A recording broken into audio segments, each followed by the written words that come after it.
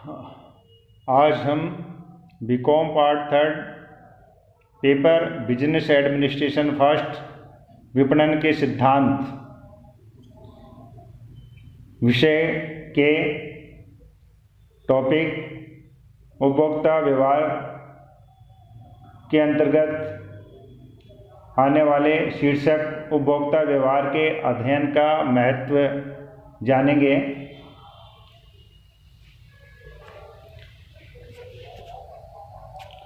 उपभोक्ता सभी विपणन क्रियाओं का केंद्र बिंदु है। जैसा आप जानते हैं कि विपणन की जितनी भी क्रियाएं हैं उनका केंद्र बिंदु उपभोक्ता है।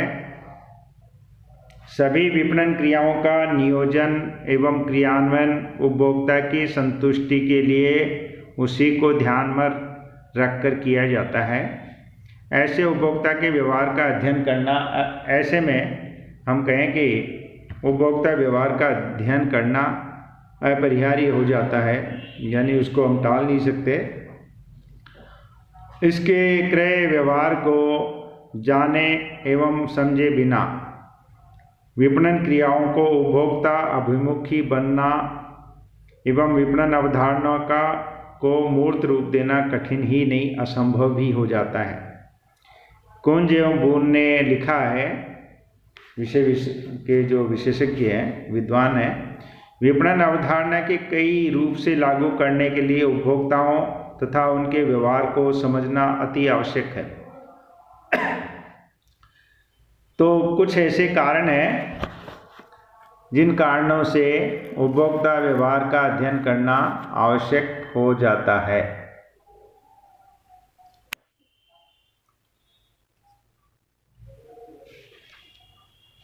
पहला जो कारण है वह है उपभोक्ता व्यवहार का अध्ययन करने से उपभोक्ता के व्यवहार के सभी पहलुओं की व्यापक जानकारी हो जाती है। जैसे कौन कौन से पहलुओं की जानकारी हो जाती है। पहला जो पहलू है वह कोई उत्पाद या सेवा को क्यों क्रय करना चाहता है या क्यों नहीं चाहता है। दूसरा वह कुछ ऐसा भी है ना, किस चीज़ों को वो खरीदना चाहता है और कुछ को नहीं भी खरीदना चाहता है, तो क्यों खरीदना चाहता है तो क्यों खरीदना चाहता है, और उसको नहीं खरीदता तो वो क्यों नहीं खरीदता है। दूसरा जो पहलू है, दूसरी जो बात है वह किस प्रकार के उत्पाद सेवाओं को क्रय करना चाहता है। तीसरी जो बात है वह कब क्रय करना चाहता है, यानी समय भी कब खरीदता है, कौन से ओकेजन पे खरीदता है। अगला जो पहलू है चौथा, वह किससे क्रय करना चाहता है, यानी वो कौन से ऑप्शन से, कौन से विकल्प से क्रय करना चाहता है। और पांचवी जो बात है वह किस प्रकार क्रय करना चाहता है। छठी जो बात है वह व्यक्तिगत एवं वातावरण के किन किन घटकों से प्रभावित होकर क्रय करना चाहता है। तो ये जो घटक हैं इनकी जानकारी उपभोक्ता व्यवहार के अध्ययन से हो जाती है। इन सभी पहलुओं की व्यापक जानकारी होने से ही विपणनकर्ता सही प्रकार का विपणन मिश्रण तैयार करके अपने विपणन कार्यक्रम में सफलता प्राप्त कर सकता है। दूसरा है व्यवहार में परिवर्तनों की जानकारी।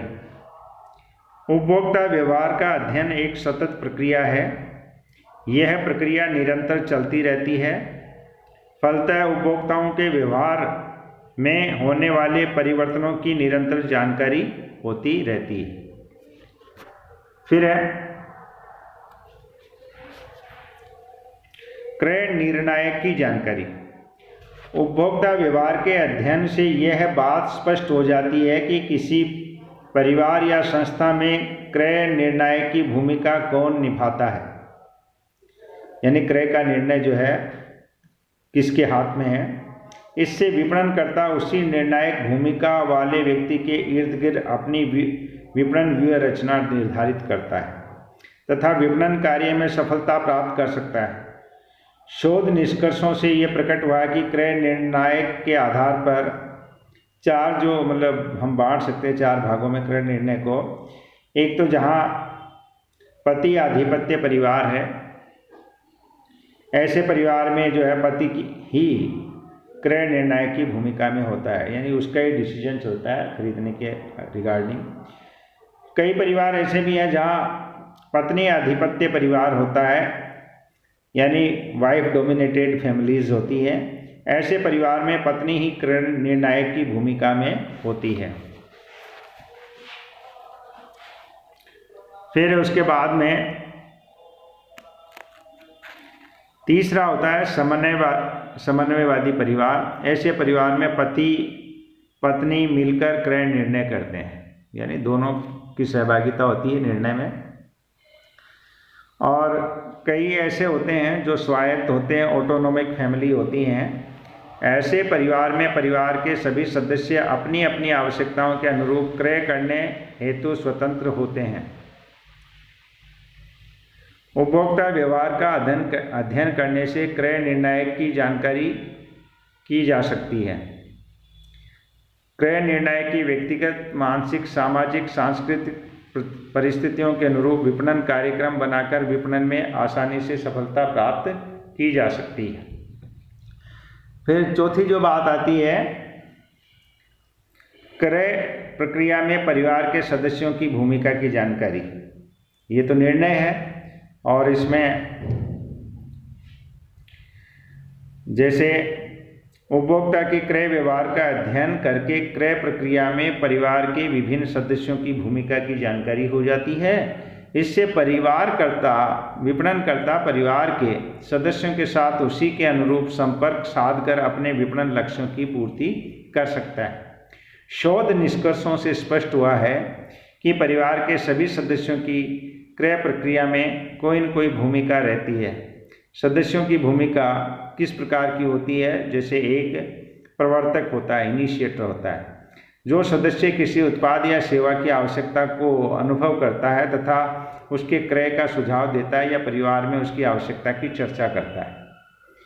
कोई न कोई, जैसे मान लो गृहिणी है तो उसको कोई चीज़ है, मान लो जैसे लेना है, उसको रसोई से संबंधित कोई सामान लेना है या कपड़े ज़्यादा धोने हैं तो वॉशिंग मशीन लेने का उसका मान लो एक सुझाव आता है कि वॉशिंग मशीन लेनी है, तो ये वो प्रवर्तक कहलाएगी।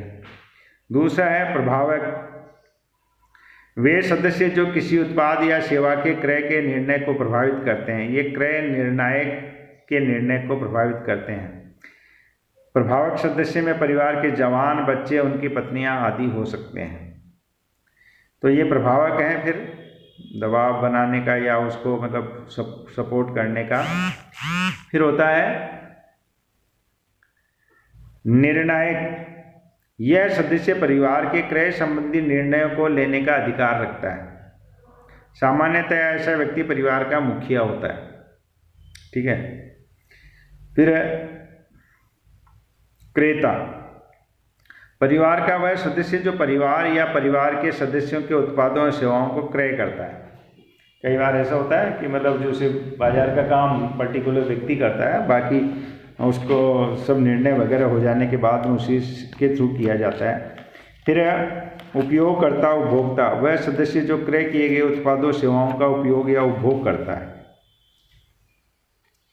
इन भूमिकाओं की जानकारी होने से उत्पाद नियोजन करने, मूल्य निर्धारित करने, विज्ञापन संदेश तैयार करने, विज्ञापन अभियान की दिशा निर्धारित करने में विपणनकर्ता को सुविधा हो जाती है। फिर है, ये पॉइंट मैंने आपको बता दिए।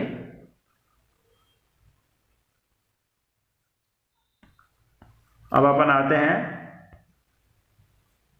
अगले पॉइंट पे, विपणन अवसरों की जानकारी।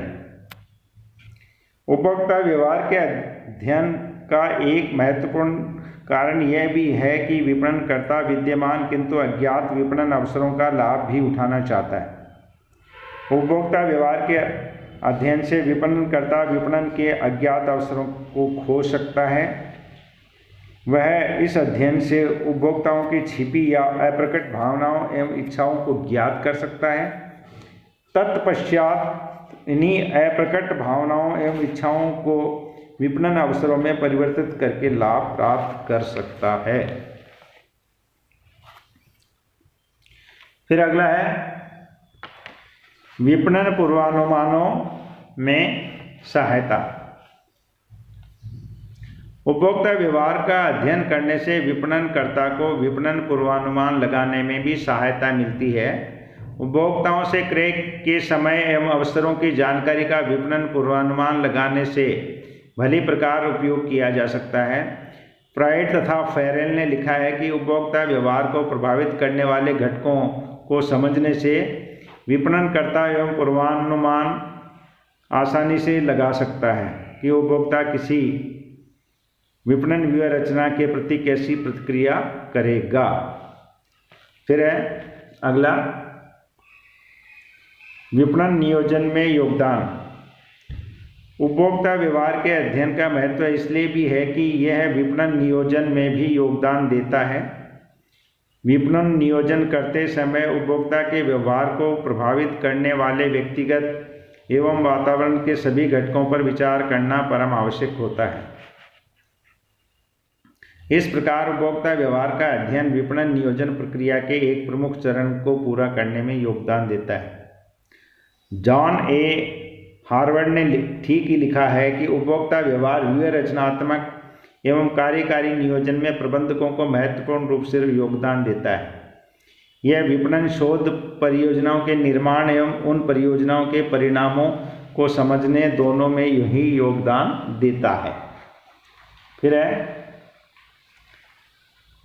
उत्पाद विकास एवं नियोजन। उत्पाद विकास एवं नियोजन उपभोक्ताओं के व्यवहार के अनुरूप ही किया जाता है। जैसे उत्पाद के रंग, रूप, डिजाइन, किस्म, आकार, उसमें नवीनता आदि का निर्धारण उपभोक्ता के क्रय व्यवहार के आधार पर ही किया जाता है। उपभोक्ता व्यवहार के अध्ययन से प्राप्त सूचनाओं के आधार पर ही ग्राहक की पसंद नापसंद का अनुमान लगाकर उत्पाद विकास, नियोजन एवं विविधीकरण किया जाता है। फिर अगला है 10वां मूल्य एवं मूल्य नीतियों के निर्धारण में सहायक। उत्पाद सेवा का मूल्य सदैव उसकी लागत से ही प्रभावित नहीं होता, बल्कि उपभोक्ताओं के व्यवहार से भी प्रभावित होता है। मूल्य निर्धारित करते समय उपभोक्ता की मूल्य चुकाने की इच्छा एवं क्षमता दोनों को ही ध्यान में रखना पड़ता है। यहाँ उल्लेखनीय है कि कई उपभोक्ता ऐसे भी हैं जो उत्पाद सेवा के मूल्य से भी उनकी श्रेष्ठता को आंकते हैं। इसके विपरीत कुछ लोग ऊंचे मूल्य के उत्पाद सेवा की तरफ आंख उठाकर भी नहीं देखते। इसी तरह कुछ उपभोक्ता छूट या रिबेट वाले उत्पादों सेवाओं को क्रय करना पसंद करते हैं। कुछ उपभोक्ता आधार पर या किस्तों पर भुगतान की सुविधा पर ही उत्पाद क्रय करना चाहते हैं। उपभोक्ता व्यवहार का अध्ययन करके इन सभी तथ्यों की जानकारी की जा सकती है। इसमें मूल्य एवं मूल्य नीतियों के निर्धारण में सुविधा रहती है। अगला जो पॉइंट है वो है विपणन नीतियों एवं मध्यस्थों के निर्धारण में सुविधा।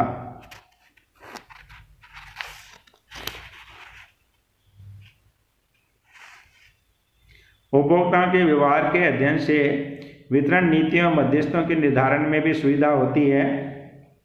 उपभोक्ता के व्यवहार का अध्ययन करके ये ज्ञात किया जा सकता है कि कोई उत्पाद कब एवं कहाँ से क्रय करना चाहते हैं। यदि उपभोक्ता कभी भी कहीं से भी माल उत्पाद खरीद करने के आदी हैं, जैसे पान मसाला, सिगरेट आदि, तो विपणनकर्ता को उनके माल के वितरण एवं मध्यस्थ प्रत्येक स्थान पर रखने होंगे। उसे अनेक फुटकर व्यापारियों की सेवाएं लेनी होंगी। इसके विपरीत यदि वे किसी उत्पाद को केवल कुछ विशिष्ट बाजारों या सुपर बाजारों से ही खरीदना पसंद करते हैं तो कुछ डीलरों या फ्रेंचाइज दुकानों की नियुक्ति कर सकते हैं। यदि उपभोक्ता घर पर बैठे क्रय करना चाहते हैं तो डाक द्वारा विपणन की या घर घर जाकर बेचने या विक्रय दल की व्यवस्था भी कर सकते हैं। ऑनलाइन की है तो ऑनलाइन भी जो है कर सकते हैं। ऐसी सभी सूचनाएं उपभोक्ता व्यवहार के अध्ययन से आसानी से प्राप्त की जा सकती हैं।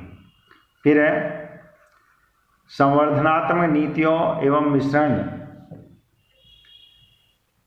के निर्धारण में सहायक। उपभोक्ता व्यवहार के अध्ययन से प्राप्त सूचनाओं का उपयोग संवर्धनात्मक नीतियों एवं संवर्धनात्मक मिश्रण के निर्धारण में भी सहायक होता है। विपणनकर्ता उपभोक्ताओं की क्रय निर्णय प्रक्रिया के अनुरूप ही संस्था के विज्ञापन अभियान, व्यक्तिगत विक्रय संवर्धन, प्रचार, जनसंपर्क आदि से संबंधित सभी नीतियों का निर्धारण करता है।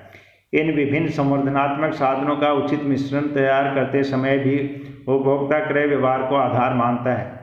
विज्ञापन अभियान एवं विक्रय संवर्धन कार्यक्रमों में क्रेताओं की क्रय प्रेरणाओं एवं आवश्यकताओं को संतुष्ट करने पर विशेष ध्यान दिया जाता है। 2 बातें और है इसमें, इसके अलावा भी, वह है नकारात्मक अनुभव एवं व्यवहार को सकारात्मक व्यवहार बनाने में सहायता। नकारात्मक को सकारात्मक, इसको 13वां पॉइंट कह सकते हैं हम।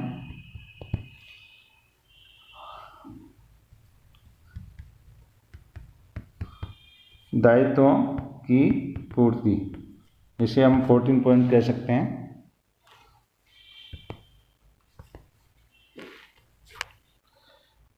उपभोक्ता व्यवहार का अध्ययन करके अनेक संस्था तथा संस्था के उत्पादों के प्रति नकारात्मक एवं सकारात्मक व्यवहार को समझा जा सकता है।